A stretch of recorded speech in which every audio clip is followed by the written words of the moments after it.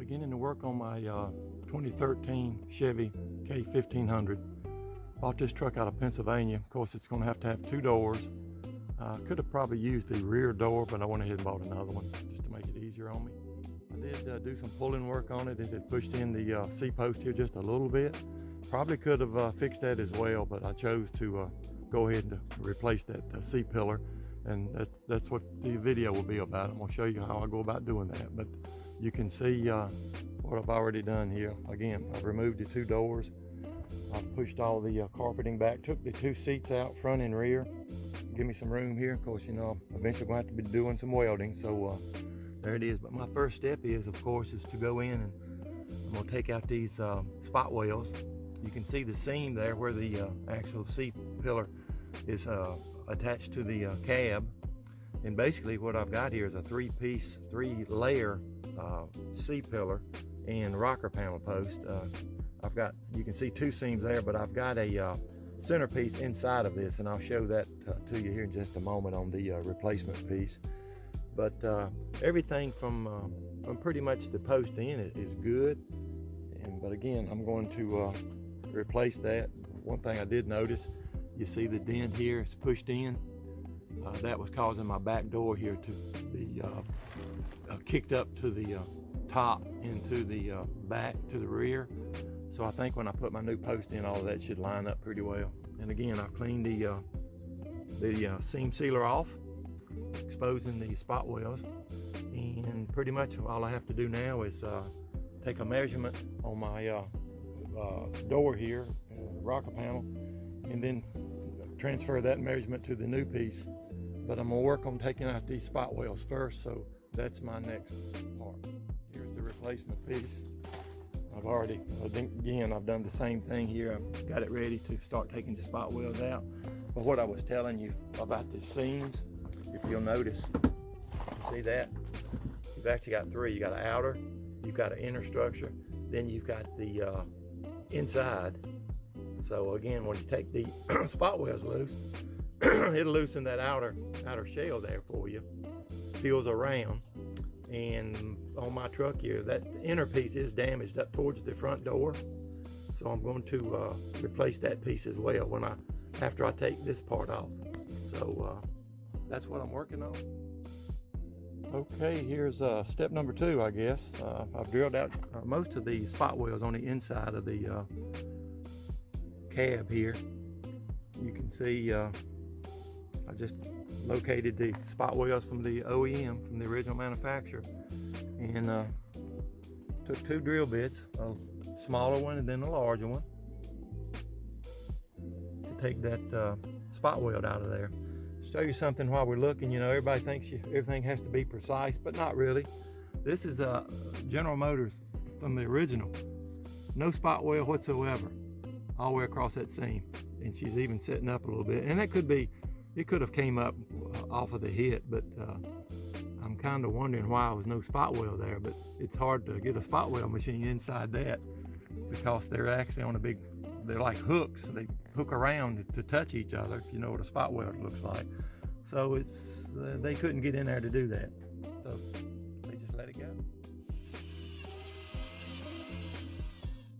I've got all my measurements taken off of the old part, the B-pillar that I took out.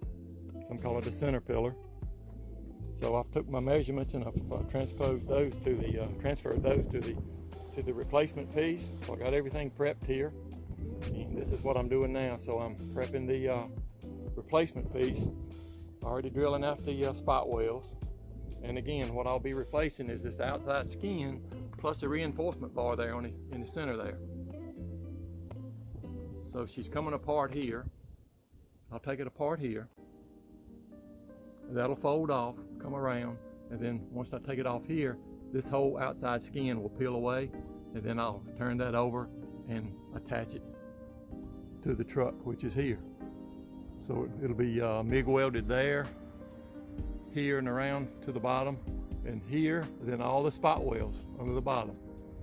So that's what I'm doing today. Good cool day out here to do it. So everything should fit pretty well. And I will tell you, I did cut it about 1/4 inch heavy, in other words long, I'm going to use my grinder to make sure that I can get it a real nice butt weld when I do it. So I want it to go against pretty evenly, and even, you know, you can't cut them perfectly, so it might have a little out in on it, and that 1/4 inch that I allowed on the new cut should make up for that. And again, I'm just going to start getting it fitted on, get it in place, and then I'll do a few spot welds on it, MIG welds on it to hold it in place, get it pretty sturdy. And then what I'll do is actually start hanging some doors. I want to hang my doors first, so if I do need to make some adjustments on the center pillar, rocker panel, whatever, I can do that before I tack it all up. So I'm going to make sure that my doors seal properly, shut properly, and everything should be fine. Like I said, wasn't a lot of damage on this truck. New piece apart. Took out the spot welds, of course, and got the skin left. This is the skin, and it's just a dry fit. I just now placed it against it just to see how close I was. Pretty close. Again, I've got to adjust it a little bit and grind here and there, but I did cut it a 1/4 inch too much.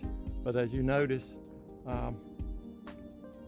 just kind of lapped over here, but I did that 1/4 inch there, a little bit more than that, but it's got to go forward just a little bit. You can see on the inside here, just going by what was the old one, it's got to go in. I'm not going to force it right now until I work on the edges a little bit. But got a pretty good gap right there, but I already noticed the back side here, it was cut up a little high. By the time I notch that out, she should come together pretty nicely. And again, it's got to go in. And then up front here, you got a gap, of course, but I should be able to work that out as I move it forward, because what I've got back at the back would make up what I've got up here. And if you'll see here, just look at the, see, I've got about, it's a 1/2 inch there, which is what I need up front. And the time I move this a 1/2 inch, it should sit just about right in place. So not bad. And now look at the bottom of it. She'll be straight as an arrow up through there. So I've got the centerpiece again cut and ready to go, and I've actually tacked it just a little bit there. And I'm going to try to dry fit the doors, as I call it. But I've got everything pretty much tacked up. And again, just had to put the C-pillar in it here. Got a little bit of a gap there, but I wanted some, so I had something to work with. I can put some metal in that and fill that up pretty easily. So I've hung the door here. She's got a good gap. Matches the other side. All the way down. Got a little bit of a cab corn I'll have to repair, but that's not a big deal. And then up under, you can see, I've got a gap there as well, but I can fix that. And you can see she's running true all the way up. And the door actually works pretty nicely. I'll show you the inside. Again, it's just tacked. I've still got a little bit more of adjustment, but I wanted to make sure that my doors look like they're going to fit pretty well. So, pretty good gap back here, but again, I can fill that up. So when watch how my door closes here. Look at that. Pretty solid. And then of course I'll take both of them off again, and then I'll finish out all of my welding. Start doing a little filler work on the gaps, and then hang my doors on here again after I trim those out. So.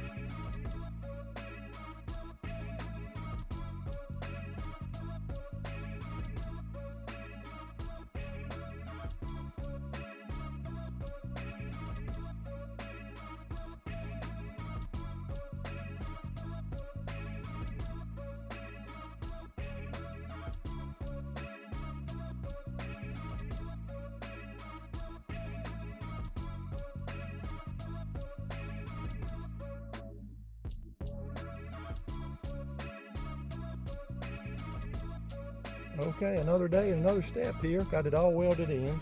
Everything's good. I still have to finish it, of course, finishing out the outside. This has got to be more, perfect than the inside. You'll never see this, and it's just in there for structure. But I'll show you. Of course, I had weld-through primer on it when we welded it in between the seams. Now I went back and took my drill with the little wire brush on it, just cleaned it up and blew it out with the air hose.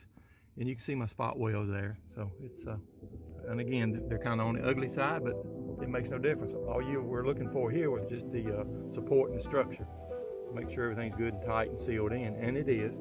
So I'll put a coat of self-etching primer on it. Just use a spray can. I do have it in quarts and all that to use out of the gun, but for this, just all you need is a little spray can. Put you a good couple of coats on it, let it dry, and then I'm gonna come back and put my seam sealer over it.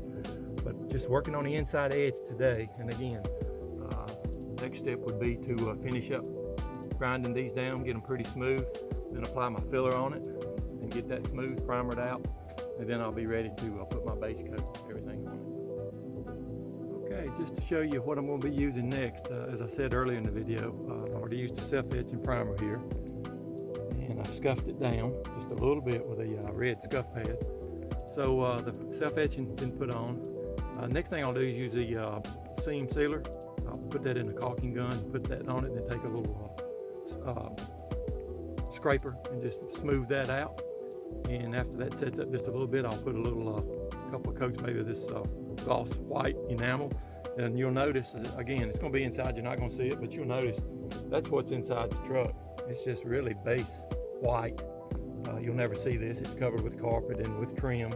The only time I'll really use a color coat will be when I'm trimming out the outside of the doors here. All that's got to be just like the outside color of the truck. Okay, seam sealer's been applied. Doesn't have to look pretty. Just need to get that seam filled up. And again, it doesn't look as pretty as the OEM, but look at theirs. It's not all that great on theirs either. But it serves the purpose. So that's what we got there. So the next step would be let that skim over it, and it does skim pretty quickly.